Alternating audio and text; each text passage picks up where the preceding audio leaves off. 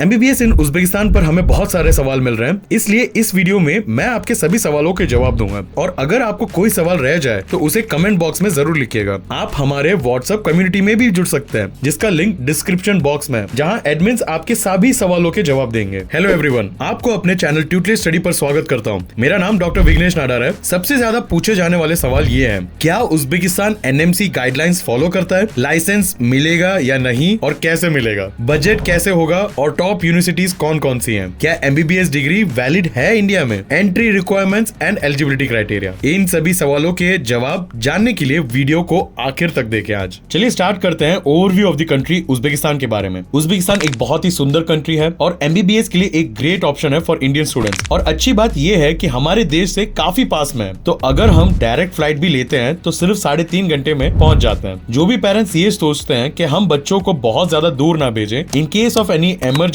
We should be close to our near ones, तो Uzbekistan में MBBS is a very good option. वहाँ की population काफी बड़ी है, लगभग 3.5 करोड़। इससे होता क्या है कि आपको क्लिनिकल एक्सपोजर जो है वो काफी अच्छी मिल जाती है। जब उज्बेकिस्तान के मौसम की बात की जाती है तो भारत से ज्यादा फर्क नहीं है। मैं ये नहीं कहूंगा कि वो बिल्कुल सेम है, लेकिन काफी मिलता जुलता है। फॉर एग्जाम्पल, अगर भारत में गर्मी है तो वहाँ भी गर्मी होती है। गर्मियों में टेम्परेचर आमतौर पर लगभग 25 डिग्री सेल्सियस से लेके 35 डिग्री सेल्सियस तक के बीच होता है। भारत में सिर्फ कुछ ही जगहों पे बर्फ गिरती है, लेकिन उज्बेकिस्तान में सर्दियों में लगभग हर जगह पर बर्फ गिरती है। टेम्परेचर -10 डिग्री सेल्सियस तक गिर सकता है। इंडिया से काफी सारे स्टूडेंट्स जो हैं वो रशिया जाने को अवॉइड करते हैं, क्योंकि वहाँ का जो टेम्परेचर है काफी एक्सट्रीम होता है, -20 डिग्री सेल्सियस तक जा सकता है। अब चलिए बात करते हैं, क्या उज्बेकिस्तान एनएमसी गाइडलाइंस फॉलो करता है या नहीं। सबसे पहली चीज, जो कोर्स ड्यूरेशन है जो एनएमसी कहता है वो 4.5 साल प्लस 1 साल का इंटर्नशिप होना चाहिए। उज्बेकिस्तान में वो 5 साल का है और 1 साल तुम्हारा इंटर्नशिप है, तो पूरा ड्यूरेशन 6 साल का है एनएमसी के नियमों के अनुसार। दूसरी चीज ये है कि तुम्हारा पूरा कोर्स इंग्लिश मीडियम में होना चाहिए। तो उज्बेकिस्तान से एमबीबीएस तुम्हारा पूरा कोर्स कैसे होगा? वो सिर्फ इंग्लिश मीडियम में ही होगा। तो यहाँ भी एनएमसी की गाइडलाइंस फॉलो हो रही है। अब एक सवाल और आता है कि वहाँ के लोग कौन सी भाषा बोलते हैं। देखिए, वहाँ के लोग रशियन बोलते हैं एंड लोकल लैंग्वेज उज्बेक बोलते हैं, इसलिए पहले साल से तुम्हारी पढ़ाई के साथ साथ तुम्हें वहाँ सिखाई जाती है लोकल लैंग्वेज। लाइसेंस मिलेगा या नहीं और कैसे मिलेगा? तो ये बहुत अच्छी बात है, क्योंकि तुम्हें लाइसेंस तो प्रैक्टिस मिल रही है, जिसमें तुम्हें कुछ एक्स्ट्रा करना नहीं पड़ता है। और जब तुम इंडिया वापस आते हो तो आपकी डिग्री फुल्ली कंप्लायंट होती है एनएमसी के रूल्स एंड रेगुलेशंस के साथ। एमबीबीएस की ट्यूशन फीस का रेंज लगभग 17 लाख से लेकर 30 लाख इंडियन रुपीस के आसपास है। और अगर ओवरऑल बजट की बात करेंगे तो ये अप्रोक्सीमेटली 25 लाख से लेकर 30 लाख तक होगा। अब ध्यान में रखिए, ये बजट ट्रैवलिंग के खर्चों को शामिल नहीं करता है। हाँ, आपके वैकेशंस की हो, छुट्टियों के लिए हो या पर्सनल चीजों के लिए हो, तब आपको अलग से बजट बनाना पड़ेगा। छुट्टियों की बात करते हैं, आपको साल में 2 महीने की छुट्टी जरूर मिलेगी, जुलाई और अगस्त। तो आपके पास घर पर रुकने का या फिर ट्रैवलिंग करने का विकल्प जरूर है, वो आपके ऊपर डिपेंड करता है। Top list of medical universities in Uzbekistan are as follows. हमारी लिस्ट में सबसे पहले आता है ईएमयू यूनिवर्सिटी उज्बेकिस्तान, जो ताशकेंत में। ताशकेंत कैपिटल स्टेट है उज्बेकिस्तान का। तो जब भी इंडियन बच्चा ट्रैवल करता है दिल्ली टू ताशकेंत, एक सबसे बड़ा प्लस पॉइंट है, within no time that student will be reaching his hostel. University अगर कैपिटल स्टेट में है तो एक बहुत बड़ा एक्सपोजर मिलता है, बहुत सारे स्टूडेंट्स होते हैं, क्लिनिकल एक्सपोजर भी बहुत अच्छा मिलेगा। अब चलिए दूसरा यूनिवर्सिटी बोलते हैं, Termez university of economics and services. ये यूनिवर्सिटी तिर्मीज स्टेट में आ रहा है एंड इस यूनिवर्सिटी में भी बहुत बड़ा एक प्लस पॉइंट है that the clinical exposure start right from the 3rd year itself. यहाँ पे एफएमजी के